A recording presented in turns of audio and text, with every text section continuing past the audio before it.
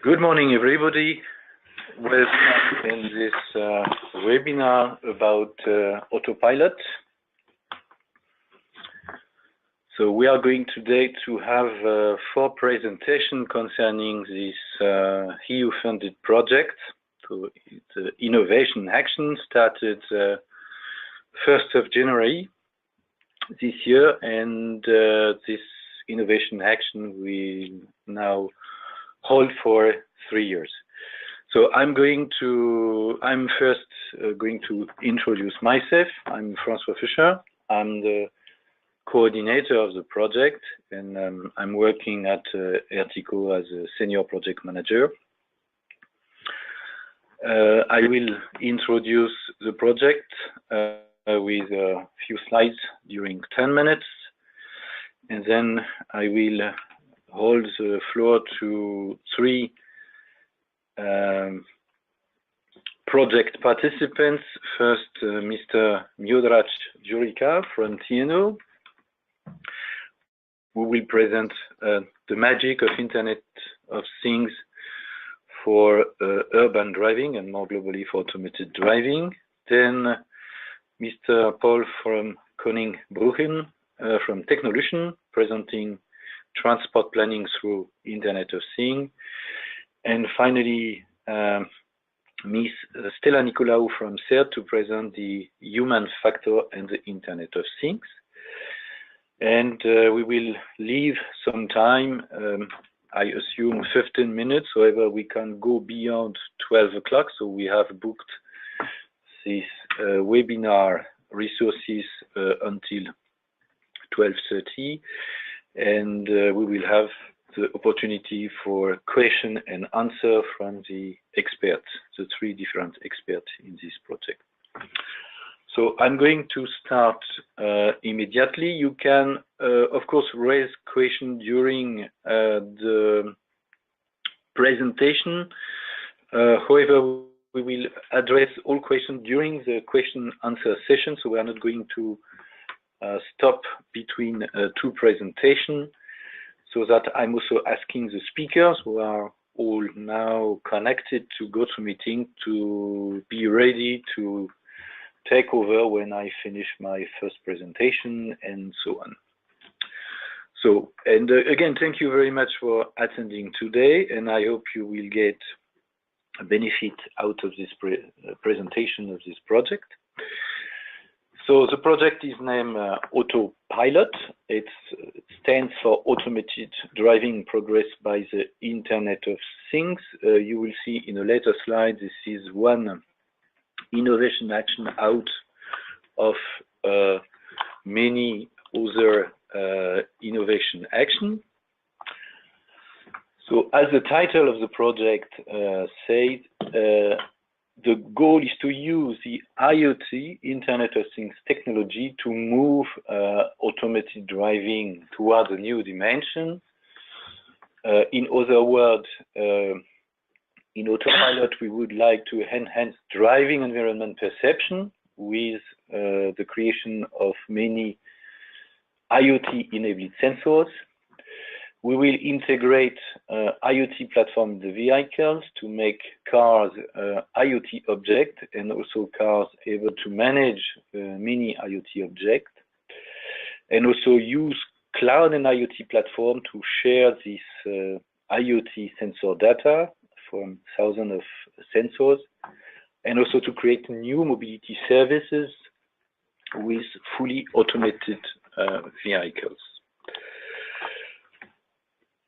First, a very high-level presentation of what we understand in the project about IoT and how we want to use it. The goal of IoT is to make a real devices which is connected to become a virtual device in cloud platform, for instance, either on the cloud services or platforms in the vehicle, so specific IoT platform in the vehicle. So the goal of a virtual device will be to deliver data but without using the usual, what we say, silo communication, meaning that, of course, cooperative IETS allow to connect different kind of mobility relevant object with vehicle or with road infrastructure. But what we like to do with IoT is to realize the connectivity without paying specific attention to the mean of communication, so that the IoT is creating a layer between communication and application, and this IoT layer is then responsible to manage these real devices and the transformation of real devices in virtual devices. We see on the left side different actions that IoT is realizing to manage objects, so the representation, identification, discovery of objects, security, device management, analytics, semantics. And one of the advantage of IoT is about standardization. So the goal is to develop a standard framework for developing this kind of middle layer between application and communication. More will be explained in particular by the next speaker, Yodaraj, about Internet of Things. The concept of the project is to use the Internet of Things to connect, but I say the connection is, the connectivity is using usual existing means of communication, but to transform this object, this real object, in virtual object delivering data and being accessible by many different heterogeneous platforms, named IoT Platform. So this IoT platform will have the capacity to access the data transmitted by these different objects. So the objects are kind of sensors. For instance, pedestrian could send permanently its position and some information about him, if it's an aged person and so on. And this virtual object will be accessible by vehicles over this IoT platform, or also using internal vehicle IoT platform. This information from all these objects, so IoT objects, are expected to improve automated driving. So there are two kind of application targeting the use of this object data. Application which are mainly in the vehicle to improve automated driving, and then also application in the cloud to use automated driving vehicle.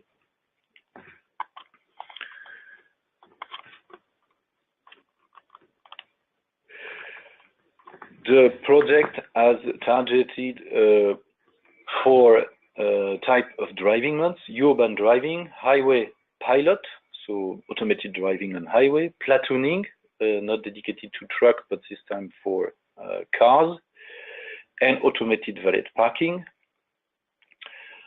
On top of this driving mode, so these driving modes are of course intending to make use of this additional data provided by IoT sensors to improve the automated driving function, so more precisely the dynamic driving task.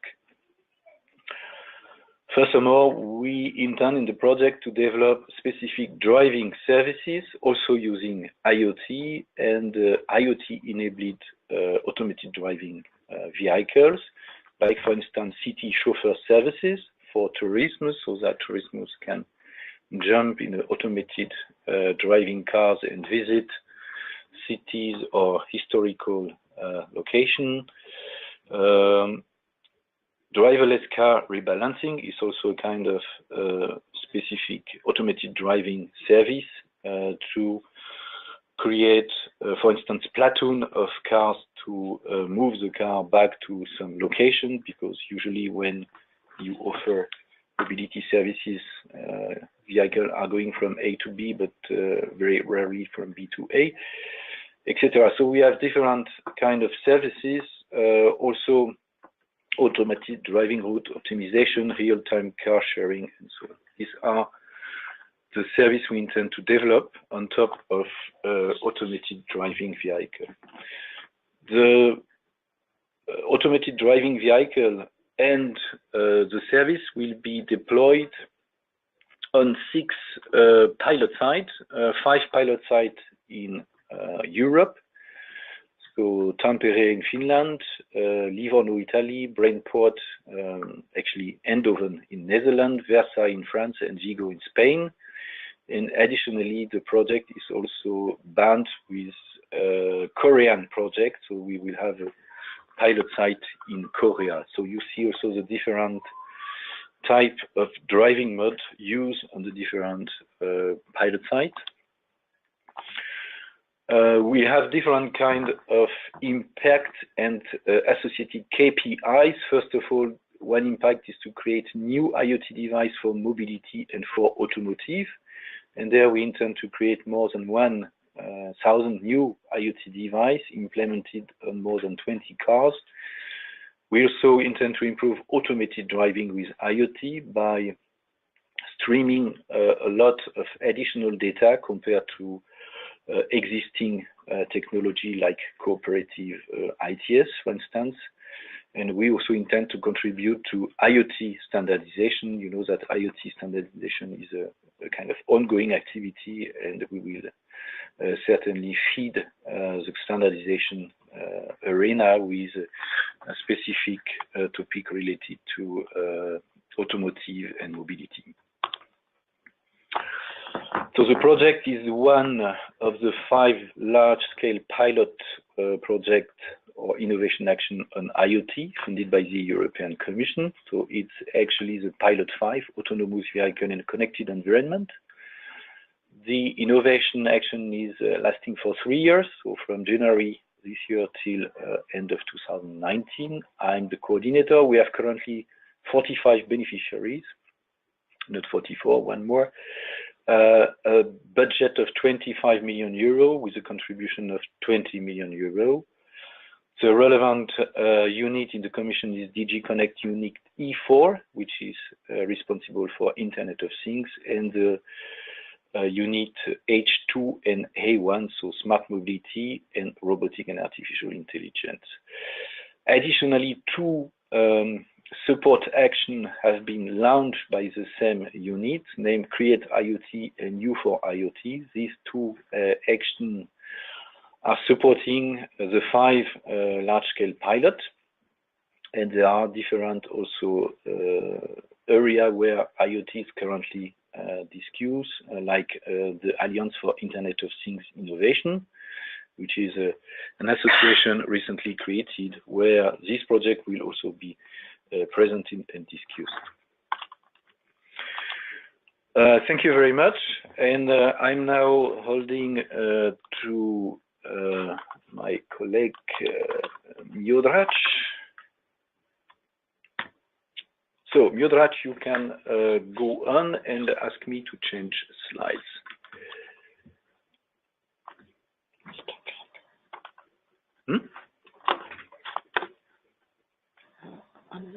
Miodrag? Miodrag? Okay, I was muted by organizer. Anyway, okay. Small thing. Let's go on. Thank you, Francois, for introduction. So what I'm going to talk about is about use of Internet Things for automated driving. I work for TNO. TNO is the Dutch Research Institute, and the TNO is the leading partner for the Brainport pilot site, which is located at Helmond, Eindhoven area. May I have the next slide, please? So I would like to start about what is Internet of Things. A lot of people use it as hype. So I decided, let's go to Wikipedia. I take the commonly accepted definition. So Internet of Things is a network of physical objects devices, vehicles, buildings, all the other items which are embedded with electronics, software and sensors, and network connectivity, so they are able to collect and exchange data with others. So effectively, IoT enables integration of the physical world into computer-based systems. We do it with the reason of improving control of the processes and therefore efficiency, accuracy, and therefore economic benefit. And the last point I would like to make on this slide is the terms IoT and M2M are frequently used as synonyms, but they're not really synonyms. IoT is about connected objects and their digital representations, while machine-to-machine, M2M, is about communication between machines with no or very little human intervention. May I have the next slide, please? So what is happening regarding the use, collection, and use of data for the control processes is that we have developments per domain, or we have different verticals. For example, in automotive, we have a vertical where the parties deploy their own sensors, they arrange their communication networks, they organize service platform, and they have their own applications at the top. And in other domains, we see exactly the same things. But that leads basically to vendor lock-ins, proprietary solutions, and effectively migrating solutions to some other environment requires adjustments, read, time, and money. Next slide, please. So the goal of IoT as enabling platform is to provide one general purpose platform where the sensor data can be sent to via communication networks, which can be basically anything. A lot of people are thinking about using 3G, 4G, and hopefully 5G in the near future. And then all the data from different domains is coming to the same IoT platform. And on top of the IoT platform, we see that different domains, they have their own domain-specific applications, because it takes a lot of expertise, you know, to understand what is really needed for a particular domain, which is basically collecting the data from the IoT platform. May I have the next slide, please? Good. So IoT platform is about a collecting place for data coming from different sources via different networks. What's happening is there is a lot of heterogeneity about what that IoT platform or that collection place for data is going to be. There is a lot of different initiatives there.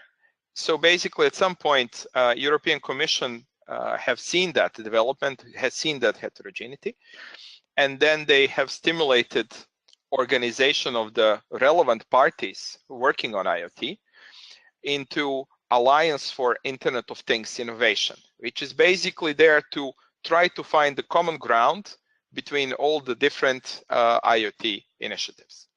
And what is relevant in our context, one of the work groups is work group 9, is about smart mobility. It's about IoT solutions for mobility. So that will include multimodal mobility, so different ways to connect, but also the different transportation modes, traffic management, dynamic road infrastructure, road tolling, and so on. So AIoT is now taking the lead in trying to coordinate and start converging process regarding IoT activities in this field. May I have the next slide, please?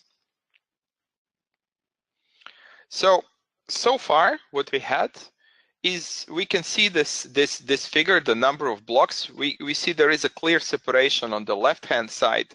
We have what I call here IoT stack. So a lot of different devices which are used for IoT. And on the right-hand side, there is what is called autonomous driving stack, where the requirements are different. My colleagues from TNO is basically telling me, okay, these things regarding automotive applications, that's safety critical, it's time critical, and it's a whole different kettle of fish, as they would say. But where we go with improvements in networks that we'll introduce decreased latency, improved reliability of the data transport. And also with IoT as the platform, we will see basically now the green blocks on the left-hand side, IoT platform, and on the right-hand side, what I call here autonomous driving platform. The goal is to merge those two so they were able to exchange the data. May I have the next slide, please? And the goal of it is now it's a bigger picture.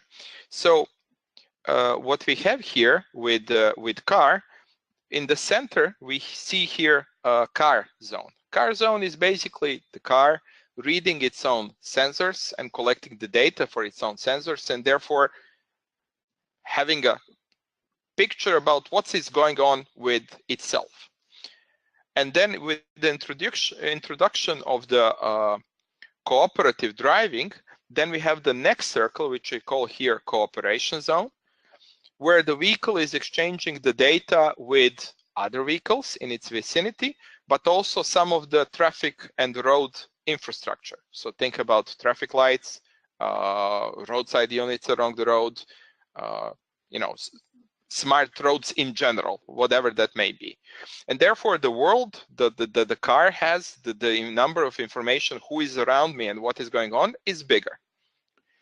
But it's still limited by the range or the communication technology which is used. And then we get to the next, what is called here in blue, smart city zone.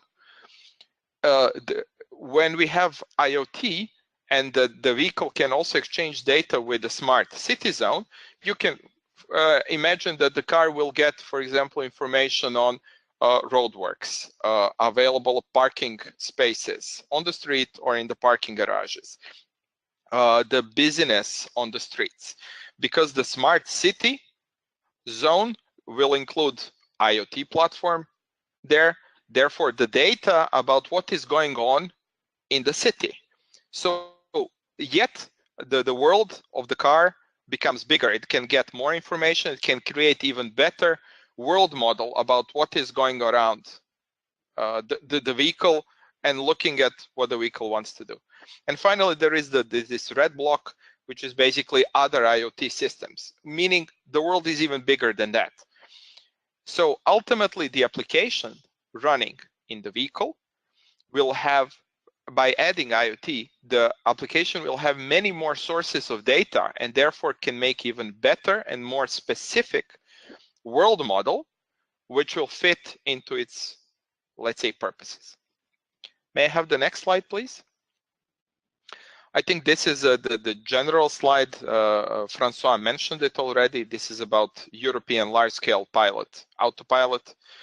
So I think we should skip this one. What is relevant is a large number of partners. This is the AUTOPILOT, what we have chosen as the IoT architecture functional view. We can look at it at the very bottom. There are devices, what are called here AUTOPILOT things. So think about vehicles, think about vulnerable road users with their own smartphones that will send the data, and therefore they are also IoT data sources, buses, buildings, traffic lights, and so on. On the left-hand side at the bottom, there are external services, other sources of data. Think about high-definition road maps, weather services, city hall departments that are busy with roadworks, and so on. On top of this, let's say bottom layer devices and sources of data, effectively sensors, we have networking layer. And networking layer is basically general purpose networks. So think about 4G in the future, 5G, but also other networks like ITSG5, which is widely, let's say, used in automotive domain. And on top of this, in AUTOPILOT, we have what we call IoT layer, which is basically containing one M2M as IoT platform. But we add also more things to it. For example, context management by using FiWare, but also semantics, analytics, security, and so on.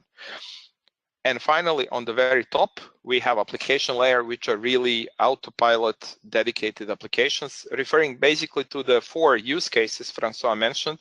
So highway pilot, automated valet parking, platooning, and urban driving. May I have the next slide, please? This is just an example how it is going to work. So this is urban driving example. So if you look at the figure, at the bottom of the figure, we have sensors. And those are, for example, we have a connected car, we have vulnerable road users. In this case, their smartphones sending their location constantly to the IoT platform, road cameras, traffic lights, other traffic sensors that are, for example, in the asphalt itself. And they all send the data through general purpose networks or ITSG5, for example, through the little blue lines, and they send them to the IoT open platform. And on top of the platform, we have third-party services and urban driving services, which are applications, and they are subscribed to the new data. So every time the new data is coming from the sensors, so from the bottom part, when the new data comes to the IoT platform informs the applications, services, that the new data is available. It can send them the data, and the data is then processed. Can I have the next slide, please? And this is just an example about what are we going to implement in the BrainPort in the scope of the autopilot. And just a quick explanation, and that this is basically the last slide I have. At the very bottom, we have vehicles, and the vehicles will have, let's say, 2 logical components. One will be related to autonomous driving itself, and the other one would be IoT Node, which will basically read the vehicle sensors and send them on to the IoT platform. We have 2 lines here coming from the cars. There is a green line, which is basically 4G connectivity, and we have a blue line, which is ITSG5, which will handle time-critical data. Via the time-critical data, we will do typical ITSG5, so exchanging of time-critical data. And in the near future, when LTE V2X becomes available, we will introduce LTE V2X here as well.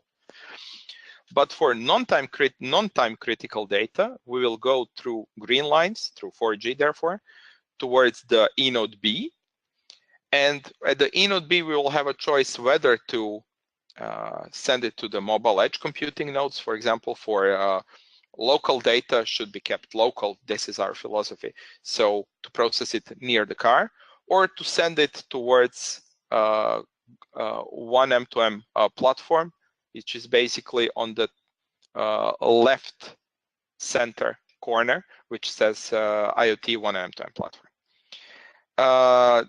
There will be other platforms as well. If you look at the higher part, there is a Sensinov IoT platform, and there is a Huawei IoT platform. In real life, there will not be just single IoT platform which will hold all the data. We will effectively have federation of IoT platforms that will exchange data with each other, and this is also what we will have in the BrainPort. So this is it. I went relatively quickly through whole of the slides, but I expect if there are questions, they will come at the end of the session. So thank you for your attention. Thank you very much, Miodrag. I'm now launching the user presentation from leave me a minute, I also to unmute. Paul, the floor is yours. Thank you. Thank you. May I ask you, because you have 15 slides, to try to get it in 10 minutes, please? No problem. Yeah.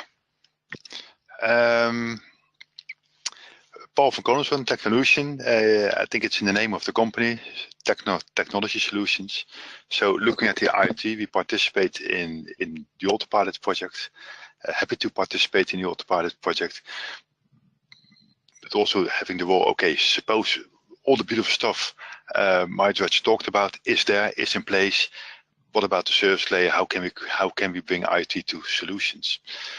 Next slide, please. And from that perspective, I have still a lot of questions. Because in the end, we have to turn all this beautiful technology into solutions, the service layer. And when you look at Internet of Things, we talk a lot about the word things, the objects, all the elements we are using. And there I do have a good understanding. And not in all depths, of course, because there is a lot of technology, a lot of things you have to understand. But I do have an understanding. But where I have a difficulty with is if we make everything connected and everything talks and all the things, all the objects, they communicate to each other. What is then the relation with this human intervention? That was in the definition of we saw in the previous presentation. IoT is about connected objects and their digital representation, so ready for human intervention.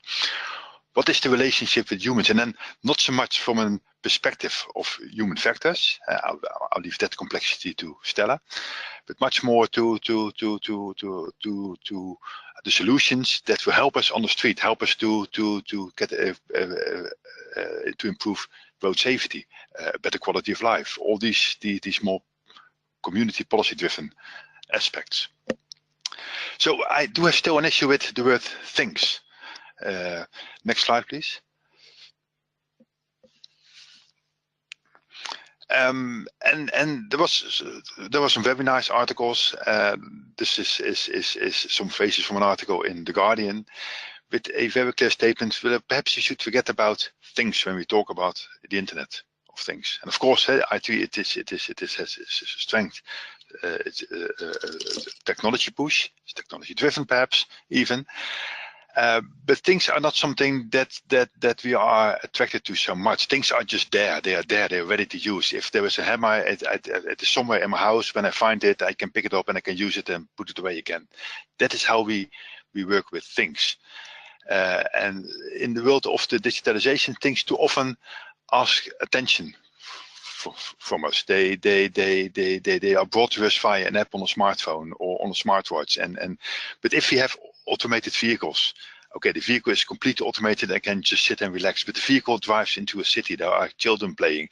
Should the children have all sort of smartwatches to be able to interact with the automated vehicle? What are things and perhaps step over things? And how can we use the IoT to bring it into an internet of people, to an internet that empowers people in their behavior on the street and behavior that we can enhance so we come to better performances together. And again, I leave the human factors complexity to Stella, but let's have a look at what does it mean for solutions. Next slide, please.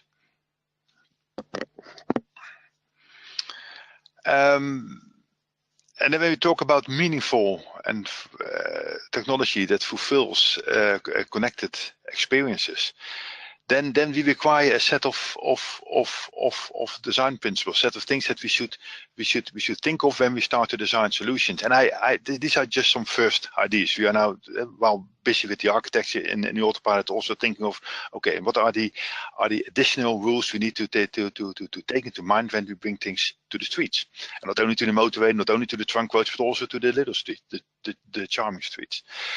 And some first ideas are, when we look at perhaps from a human society perspective, we have to unfreeze the frozen. And from a technology solution provider's perspective, we have to start to think about sharing intentions and experience, because that's what people do. They share intentions and experience, sometimes in a very nice way, sometimes in a less nice way, but that's what they do. And we have to respect human nature in our solutions. So if I perhaps may touch upon those step by step, and starting with unfreeze the frozen. Next slide, please. I think a very good example is the world of traffic light controllers. We have traffic light controllers. It's one of the oldest instruments we have for traffic management. It's a very good instrument for traffic management, but it has found its way into rules and regulation. It has been even embedded into law, not only in the Netherlands, the example, but in most countries. So the whole technology has been fixed. It should be like this, and it shall be like this. When we talk about the Internet of Things, where we connect everything, we step into the world of dynamics. So we leave the world of stability and predictability, and we step into the world. And this was I always like the picture of Edward Tuttle, which is a very nice redesign of a traffic light, where you more and more show, look, this is how far we are with the green time, and this is how far you still have, and perhaps now you should pay attention because we are nearly there, and we'll step into the amber phase.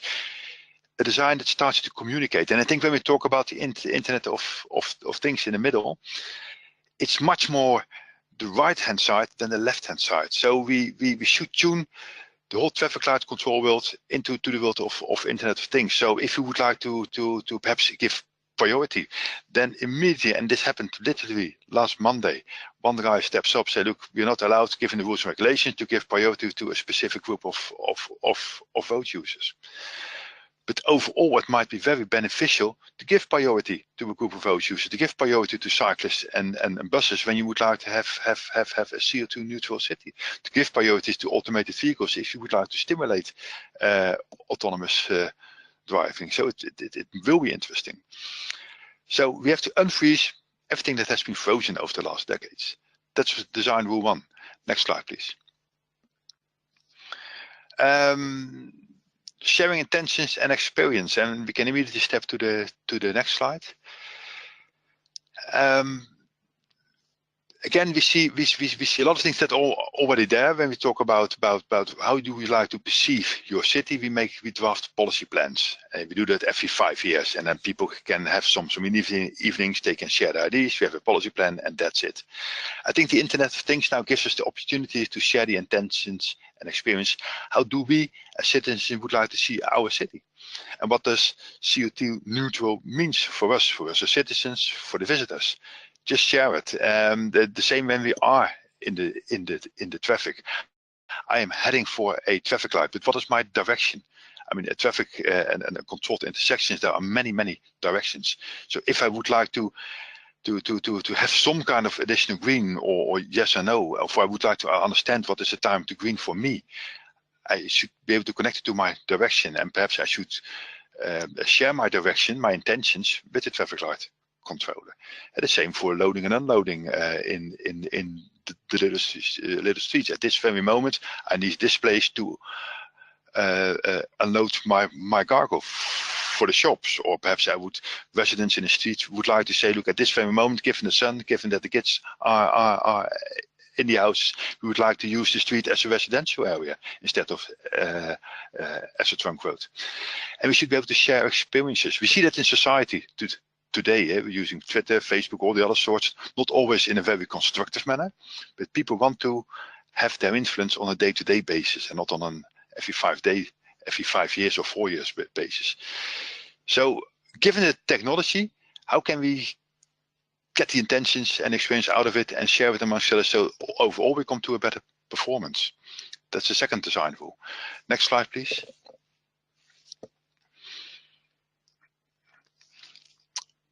A third one, and again, these are just some first ideas, is that we have to respect human nature. Human nature in the sense of, oh, just let me, I made up my mind, no thanks, I already have something. Perhaps you can touch upon those 3 ones. The next slide, please.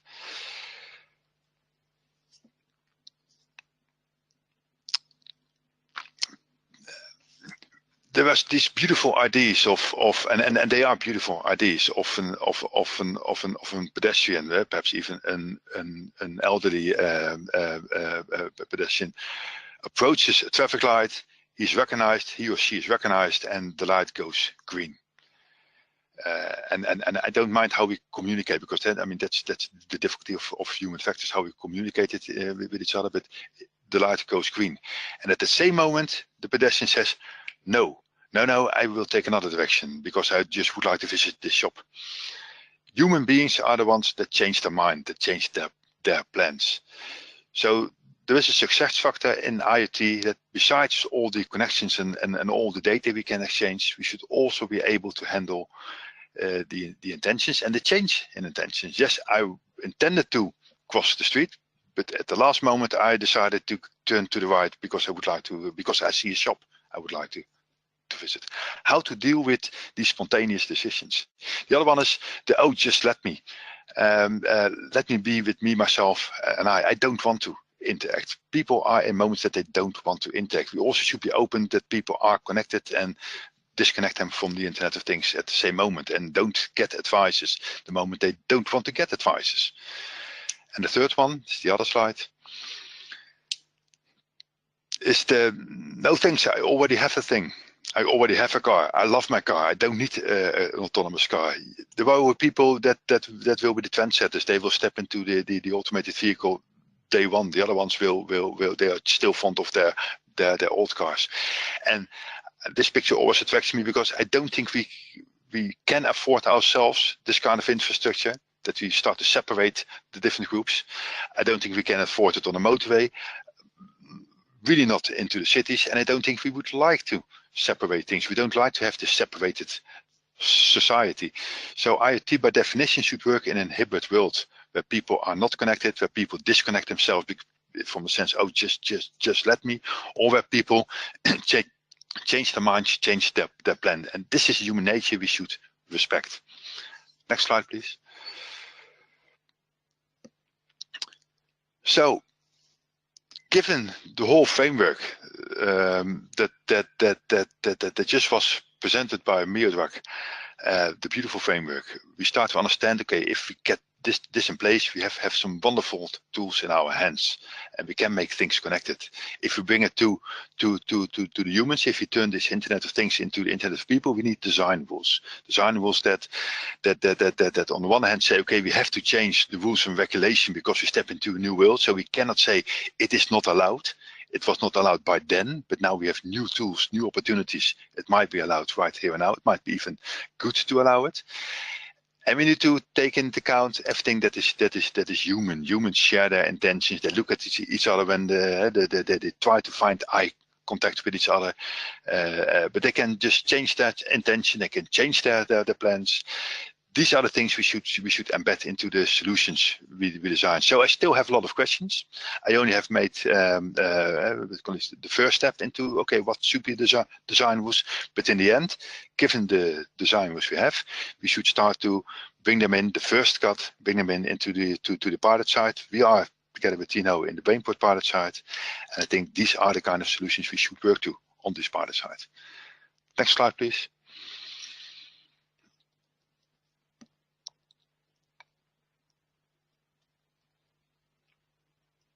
Sorry, can you stop with the next slide, please? I think you have reached the end of the presentation, Paul. Sorry.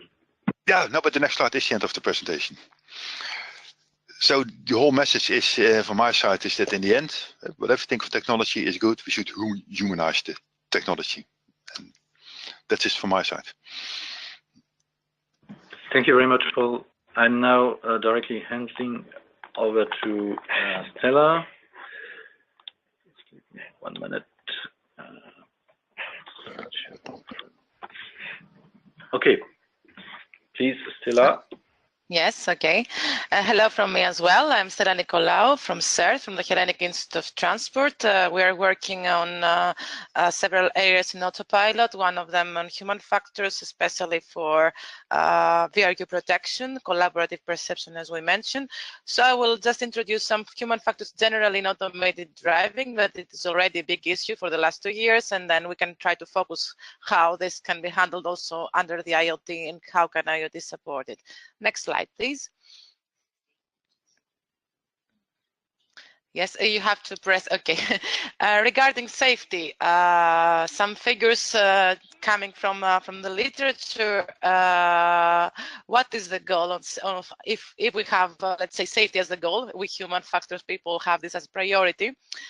Firstly, we need to understand and add the system's vigilance, the driver vigilance, instead of bypassing, instead of hanging only on the vehicle and on the sensors, and comprehensive hazard warnings and control assistance. So we need to be supportive to the driver, not always bypassing him.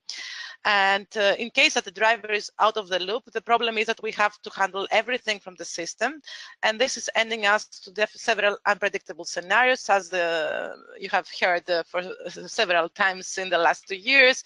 And of course, there are several ethical issues that we need to consider, and this is causing a lot of problems in the acceptance of the technology to the users. Next slide, please.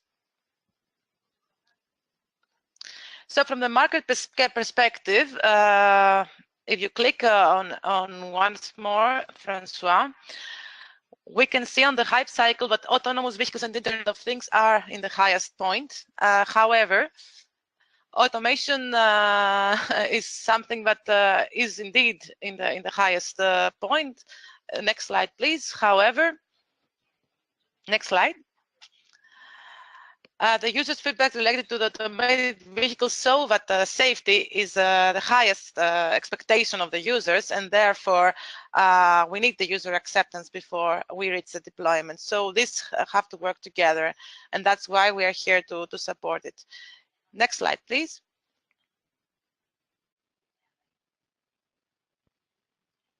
So regarding the impact of just stop there, okay. No, please, one back. Okay. Regarding how to calculate the impact of automated driving, you know that we are at the first, let's say, impact assessment in real time, and that's quite kind of a hard job.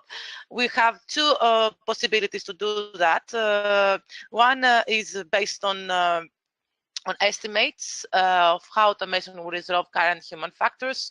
For example, one study came that automated vehicles will be 50% safer from non-automated ones, even with a low market penetration. And the other says that 37 potential accidents can be avoided with the adoption of automated driving functions. This is the one, let's say, approach with estimation. And the second is, please, next. So estimates based on early experiments. Next, please. So this is a recent study from Virginia Tech Transportation Institute, VTTI. But the crash rate of automated Google cars versus automated vehicles saw a high decrease in crash rate, 36%, and for minor crashes even higher, 61%, which is, let's say, more concrete, let's say, results from the first approach. However, yes, one more. We have two fatal crashes with Tesla automated vehicle. Actually, I thought it was one in the US in Florida. However, I learned in the ITS Strasbourg that there is a previous one held in China in January, which shows that not always automated driving suggests that it's a safety approach. So we need first to design and implement based on the human factors, as very well said Paul before. We need to humanize the technology. Yes, next slide, please. So what are the human factor challenges? Because we're an innovation action project and our main target is integration, we need, of course, to provide the right integration in the right time and the right way. It's very important that integration is held in the maximum seriousness, I would say, in all aspects, considering all the actors and, of course, the users on the whole. Then, of course, the target is that the perception of the situation is happening, and that all the, let's say, the actors are under safe operation and efficient, and of course, and comfortable. But safety, I think, is the maximum we can expect from such technologies in order to answer to human expectations. Yes, please. Second slide. And recently, going from air track automated driving roadmap, the recent one, the updated one in 2017 that was presented at the ITS Strasbourg Congress, we have some other challenges. Firstly is how to understand the interaction between humans and automated vehicles, inside the vehicle and outside, different levels of automation, how to design the safe, intuitive interaction of automated vehicles with other road users. This includes also pedestrians, cyclists, motorcyclists, even harder, and how to derive interaction design concepts for the automated vehicles in order that both the human driver and other humans in the surrounding traffic sufficiently understand the limitations and the capabilities of the vehicle. So these are open issues happening right at the moment, and I think that most of them can be answered by IoT support. So let's move further, please. So going to the VRQ safety, which I think is the target issue, how these vehicles can interact with other road users, other participants. Recent study ends up that vulnerable road users, of course, are more likely to get involved in fatal accidents or accidents with serious injuries because they are not protected. We can see, of course, that there are some quite a lot of support ADAS systems like the AEB system that can avoid such accidents. However, there are limitations in case of weather or time conditions like darkness and high speeds. So it's expected that mass and fast communication between ITS can improve the safety. So it means that we can connect the ITS under an IoT platform in order to improve the safety of all those users. Yes, next slide, please.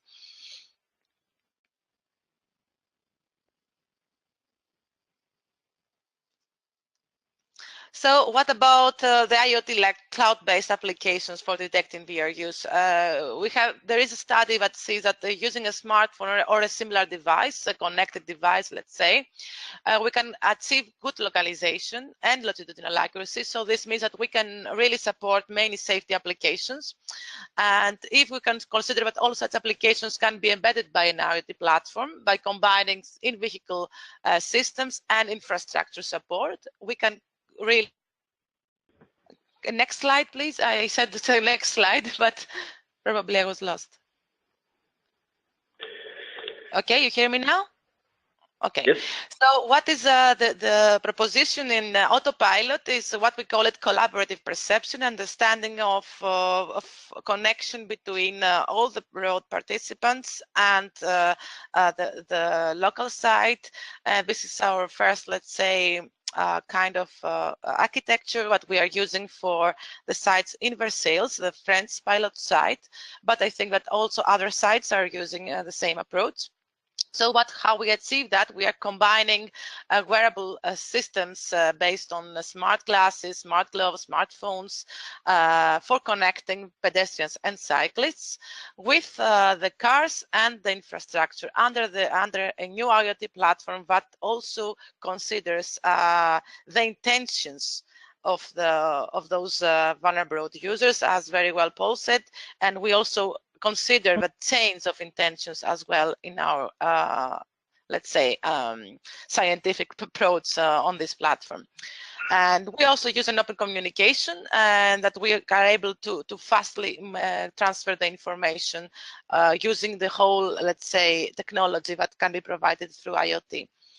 And next slide, please. And some examples that I can give you at the moment, it's kind of graphics for you to understand. Here is an example of a pedestrian, but he is connected through smart glasses, smartphones, smartwatches, and then there is an automated vehicle that in case that there is something wrong with the automated vehicle, then we can communicate also the emergency to the pedestrian, or we can only give him the possibility to book the automated vehicle or to know the presence of automated vehicles in the area, depending, of course, on the service at this given moment. So it can be used both for safety and for comfort, information, efficiency of the services. And the next example is same example for the cyclists. Here we have an onboard unit as well. And these are going to be deployed for 10 pedestrians and 10 cyclists in Versailles. And I think that also the Livorno pilot site and the Brainboard pilot site have also considered VR use in their understanding of safety and perception of the situation.